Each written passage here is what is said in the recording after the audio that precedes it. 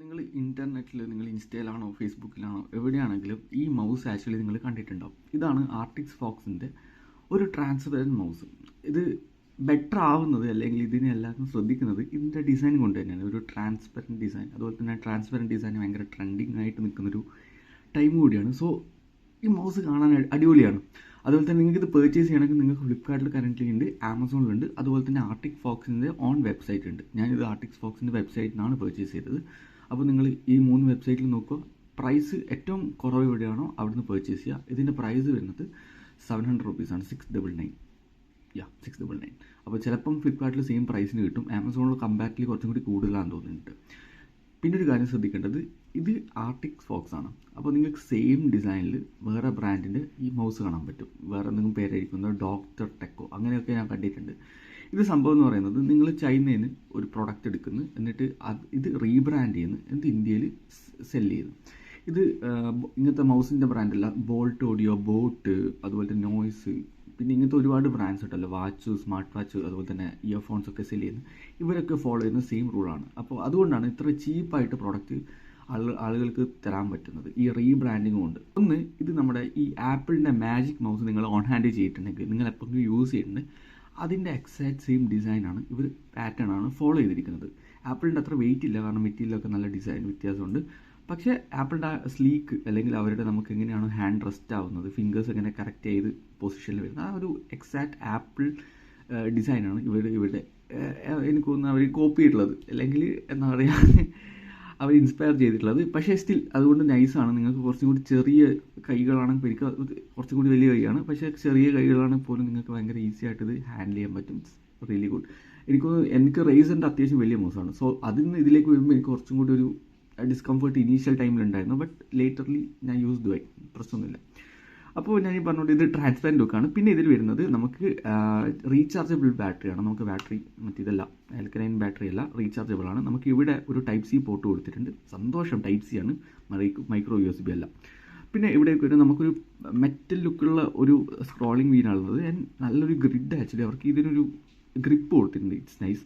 പിന്നെ നമുക്കിവിടെ ഒരു DPI ചേഞ്ച് ചെയ്യാനുള്ള ബട്ടൺ ഉണ്ട്. പിന്നെ ഒരു ഹോം ബട്ടൺ ഉണ്ട്. അത് സംഭവം പറയുന്നത്, നമ്മളിത് പ്രസ് ചെയ്താൽ നമ്മൾ എന്ത് സ്ക്രീനിലാണുള്ളത് അതിൽ നേരെ വിൻഡോസ് നേരെ ഹോമിലേക്ക് എത്തും. അത് ഫുൾ ഇപ്പം എൻ്റെ ലാപ്പ് അങ്ങനെയുള്ള ആ സ്ക്രീനിലേക്കാണ് നമ്മൾ എന്ത് ടാസ്ക് ചെയ്യുമ്പോൾ. അങ്ങനെ ഒരു ആഡ് ഓൺ ബട്ടൺ കൂടി ഇവിടെ കൊടുത്തിട്ടുണ്ട്. പിന്നെ റൈറ്റിലേക്ക് കാര്യങ്ങളൊക്കെ വരുമ്പോൾ നമുക്ക് വേറെ പാറ്റേൺസ് കാര്യങ്ങളൊന്നുമില്ല. പിന്നെ താഴെ ഇതിൻ്റെ പവർ ഓൺ ഓഫ് ഉണ്ട്. ഇതാണ് പവർ ഓൺ. അവിടെ ഒരു ഇൻഡിക്കേഷൻ വരും, പവർ ഓഫ്. ഓക്കെ.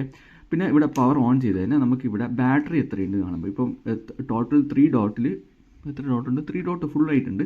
പിന്നെ ഇവിടെ നമുക്ക് ഇവിടെ ലൈറ്റ് കുറച്ച് ആർട്ടിക് ഫോക്സിൻ്റെ ബാഗിൽ നിന്ന് കുറച്ച് ലൈറ്റ് ഇങ്ങനെ കത്തിക്കൊടുക്കും. പിന്നെ നമ്മൾ DPI ചേഞ്ച് ചെയ്യുമ്പോൾ ഈ ലൈറ്റ് ആക്ച്വലി മാറും, അങ്ങനെയുള്ളത്. പിന്നെ വേറൊന്നും കൂടി ഇവിടെയുള്ളത്, ഇത് നമുക്ക് ആക്ച്വലി എന്തിലേക്ക് പെയർ ചെയ്യണം എന്നുള്ളൊരു ഓപ്ഷനാണ്. ഇപ്പോൾ നമുക്ക് ഇതിൻ്റെ കൂടെ വരുന്നത് ഡോങ്കിളാണ്. മെയിനായിട്ട് ഞാൻ യൂസ് ചെയ്യുന്ന ഡോങ്കിളാണ്. ഇതാണ് ഇതിൻ്റെ ഡോങ്കിൾ വരുന്നത്. അപ്പോൾ ഇത് കണക്ട് ചെയ്യാൻ ആക്ച്വലി ഇതിൻ്റെ ഗ്രീൻ ലൈറ്റ് വരെ നമ്മൾ ആക്ച്വലി ഇത് കണക്ട് ചെയ്താൽ, ഇപ്പോൾ ഞാൻ ലാപ്പിലേക്ക് കണക്ട് ചെയ്തു, ഇത് ഡിറ്റക്ട് ചെയ്തു. ഓക്കെ, അതവിടെ സെറ്റാണ്. അതല്ല, നിങ്ങൾക്ക് ഏതെങ്കിലും ടാബ് ഉണ്ട്, അല്ലെങ്കിൽ നിങ്ങൾക്ക് സെക്കൻഡറി ലാപ്ടോപ്പ് ഉണ്ട്, നിങ്ങൾക്ക് അതിലേക്ക് ഓൾറെഡി പെട്ടെന്ന് തന്നെ കണക്ട് ചെയ്യണമെന്നാണെങ്കിൽ ബ്ലൂടൂത്ത് വെച്ച് ഓൾറെഡി പെയർ ചെയ്ത് വെക്കാം. പിന്നെ നമുക്കിത് സ്വിച്ച് ചെയ്യാൻ പറ്റും. അങ്ങനെ ടോട്ടൽ 3 ഡിവൈസിൽ, അതായത് 2 ബ്ലൂടൂത്തും ഒരു ഡോങ്കിൾ വെച്ച് ടോട്ടൽ 3 ഡിവൈസിൽ നമുക്ക് സെയിം ടൈം ഇത് കണക്ട് ചെയ്ത് വെക്കാൻ പറ്റും. ഓക്കെ. പിന്നെ നമുക്ക് മേലെ വരുമ്പോൾ ഇവിടെ ആർട്ടിക് ഫോക്സിൻ്റെ ഒരു ലാബിലിംഗ് ഉണ്ട്, മെയ്ഡ് ഇൻ ഇന്ത്യ എന്നുണ്ട്. ഇത് ചൈനയല്ലേ ഇപ്പം, അയ്യോ, അസംബിൾഡ് ഇൻ ഇന്ത്യ ആവാനാണ് ചാൻസ് കൂടുതൽ. അപ്പോൾ നമുക്കിത് ഓപ്പൺ ചെയ്യാൻ പറ്റും. ഓക്കെ, നമുക്കിത് ഓപ്പൺ ചെയ്യുമ്പോൾ ഇവിടെ ഒരു മാഗ്നറ്റാണ്, ഞാൻ അത്ര പവർ കൊടുക്കില്ല. നമുക്കിത് ഓപ്പൺ ചെയ്താൽ നമുക്ക് നേരത്തെ പറഞ്ഞ കാര്യങ്ങൾ, ലൈറ്റ് കാര്യങ്ങളൊക്കെ ഇവിടെ കുറച്ചും കൂടി ഈസി ആയിട്ട് വിസിബിൾ ആയിരിക്കും. ഞാൻ ഒന്നും കൂടി ഓഫ് ചെയ്ത് ഓണാക്കാം. അയ്യോ, ഓക്കെ. നമുക്കിവിടെ ലൈറ്റ് ഇൻഡിക്കേഷൻ വന്നു, ആർട്ടിക് ഫോക്സിൻ്റെ വന്നു. ഞാൻ പറഞ്ഞ പോലെ DPI നമുക്ക് ചേഞ്ച് ചെയ്യുമ്പോൾ ഒന്നും വന്നില്ലേ മോനെ. ഓക്കെ, നമുക്ക് DPI ചേഞ്ച് ചെയ്യുമ്പോൾ ആക്ച്വലി ഇവിടെ നിന്ന് ഞാൻ പറഞ്ഞ പോലെ ലൈറ്റ് മാറുന്നുണ്ട്, ഒരു സീക്വൻസ് മാറുന്നുണ്ട്. ജസ്റ്റ് അത് നമ്മൾ നെവർ മൈൻഡാണ്, ശ്രദ്ധിക്കില്ല രണ്ടാമത്തെ ദിവസം മുതൽ. പിന്നെ ഇവിടെ ഓപ്പൺ ചെയ്യുന്നതിൻ്റെ എന്തിനു ഓപ്പൺ ചെയ്യുന്ന ഒരു കാര്യമുണ്ട്. നമുക്ക് ഈ ഡോങ്കിൾ ആക്ച്വലി ഇവിടെ വെക്കാം, എന്നിട്ട് ഇത് അടച്ച് വെക്കാം. ഇതിനാണ് ഈ ഒരു ഇത് ഓപ്പൺ ചെയ്യാൻ പറ്റുന്നൊരു പരിപാടി. നമുക്ക് പേപ്പറിൽ അല്ലെങ്കിൽ നമുക്ക് യൂസ് ചെയ്തപ്പോൾ ഇനീഷ്യലി ഇതൊരു അടിപൊളി പരിപാടിയായിട്ട് തോന്നും. പക്ഷേ ഞാനിത് അധികം റെക്കമെൻഡ് ചെയ്യുന്നില്ല. ഒന്ന് വെച്ചാൽ ഇത് പരിപാടി സംഭവം ആക്ച്വലി ഇവിടെ കോൺസെപ്റ്റ് ആക്ച്വലി ഭയങ്കര അടിപൊളിയാണ്. ഒന്ന് ഇവിടെ മാഗ്നറ്റ് ഉണ്ട്, ഇത് പെട്ടെന്ന് തന്നെ അവിടെ ഒട്ടിപ്പിടിച്ച് നിന്നോളും, വേറെ പ്രശ്നം ഇത് അളകി പോകുന്നില്ല. പക്ഷേ നമ്മളിത് ഈ തുറന്ന് അടച്ച് കളിക്കുമ്പോൾ ഈ പ്ലാസ്റ്റിക്കിന് ചെറിയ ഡാമേജ് സംഭവിക്കുന്നുണ്ട്. അത് ഞാൻ എൻ്റെ ഫസ്റ്റത്തെ പ്രൊഡക്റ്റിൽ ഞാൻ നോട്ടീസ് ചെയ്തു. ഇത് ആക്ച്വലി ഞാൻ എൻ്റെ റിട്ടേൺ ചെയ്ത പ്രൊഡക്റ്റാണ്. ഇനി സംഭവം പറയാം. ഞാനിത് പ്രൊഡക്റ്റ് വാങ്ങി, ഞാൻ ആദ്യത്തെ ദിവസമൊക്കെ എല്ലാ ദിവസവും ഇതിൻ്റെ യൂസ് കഴിയുമ്പോൾ ഞാൻ ആക്ച്വലി ഡോങ്കിൾ കഴിച്ചിട്ട് ഇതിന് തുറക്കും, ഇതിൻ്റെ ഉള്ളിലേക്ക് വെക്കും. ഡൺ. ഞാനൊരു 1 വീക്കൊക്കെ അടുത്തായപ്പോൾ ഞാനൊരു കാര്യം നോട്ടീസ് ചെയ്ത്, ഇതിൻ്റെ ലെഫ്റ്റ് ക്ലിക്ക്, അതായത് ഈ പ്രൊഡക്റ്റല്ല, ഞാൻ ആദ്യം റിട്ടേൺ ചെയ്തൊരു പ്രൊഡക്റ്റിൻ്റെ കാര്യം പറയുന്നത്, അതിൻ്റെ ലെഫ്റ്റ് അല്ല റൈറ്റ് ക്ലിക്കിന് ചെറിയൊരു ഡിഫറൻസ്. അതായത് ഞാൻ ലെഫ്റ്റ് ക്ലിക്ക് ചെയ്തു, റൈറ്റ് ക്ലിക്ക് ചെയ്യുമ്പോൾ റൈറ്റിന് കുറച്ചും കൂടി ഞാൻ ട്രാവൽ ചെയ്യേണ്ടി വരുന്നത്, അതായത് ചെറിയ സ്പേസ് കൂടി എടുക്കേണ്ടി വരുന്നത് ക്ലിക്ക് ആവാൻ വേണ്ടിയിട്ട്.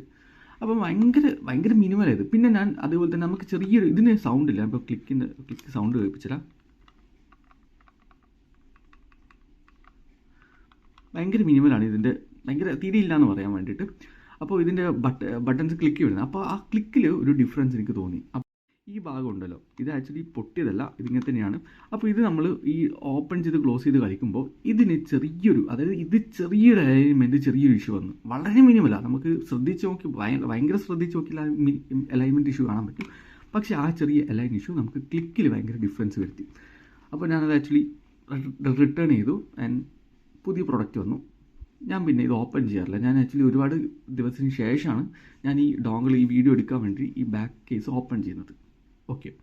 പിന്നെ ഇതിൻ്റെ വേറൊരു പ്രശ്നം, ഇതിൻ്റെ ലുക്ക് വെച്ചിട്ട് നിങ്ങൾക്ക് ഇപ്പോൾ ഒരുപാട് സ്ക്രാച്ചസ് ഇതിൽ കാണാൻ പറ്റും. ഞാനിപ്പോൾ ജസ്റ്റ് ഒന്ന് ഗ്ലെയർ അടിക്കുമ്പോൾ തന്നെ നിങ്ങൾക്ക് അത്യാവശ്യം സ്ക്രാച്ചസ് കാണാൻ പറ്റും.